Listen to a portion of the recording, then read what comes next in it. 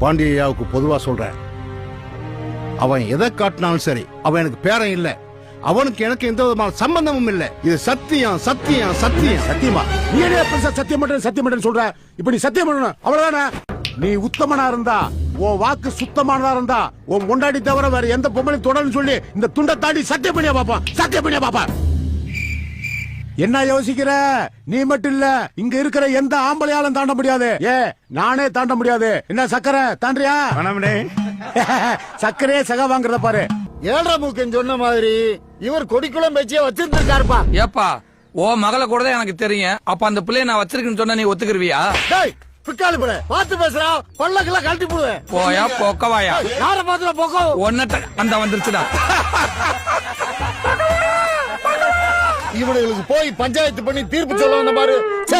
இவர் போயிட்டாருன்னா அந்த supreme court வழக்கு தீர்ப்பு சொல்ல முடியாம